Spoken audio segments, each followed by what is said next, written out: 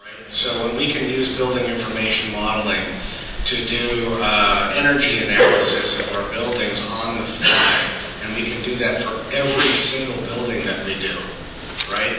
Not just the special ones that have a lot of fee that we can do it. When we can do it on the fly, and we can not only make sure that we're meeting code, but we're building green and being energy compliant, and when we can reduce the cost, this is going to be a benefit for a much wider audience than just the folks in this room as architects and engineers and building owners.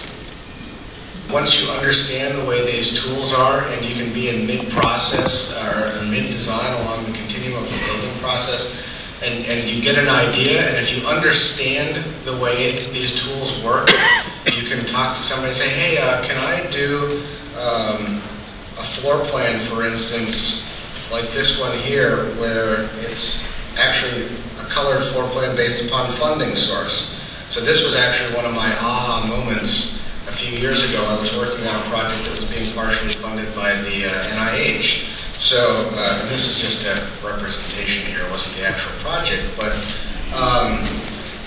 this was something that was actually a big deal. So, you know, who's going to pay for this portion of the building? It was an imaging center.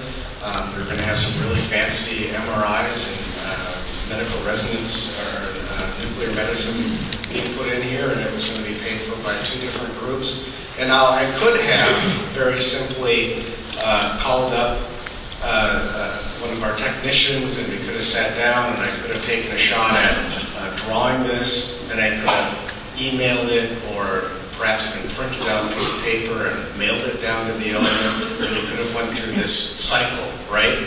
Instead, I opened up the computer like I've done here. We sat down like this, and we created a spreadsheet.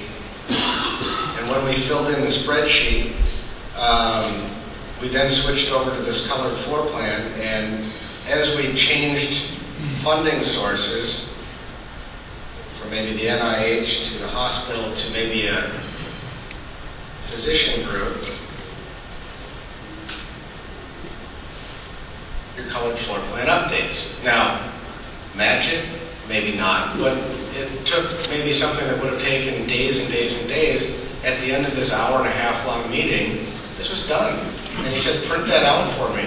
I never heard back from him. This was one of the PhDs that we were working with, and he sent it to the NIH, and everything just flew through it. So this was one of my first aha moments of just even something so simple as colored floor plans, which we've used for years and years, and we've done it you know, in lots of different ways. The fact that this is live, okay, and the fact that I can create this on the fly, and this is all, I mean, this is my construction drawings too here, guys. This isn't throwaway information. This is all sitting inside of my database.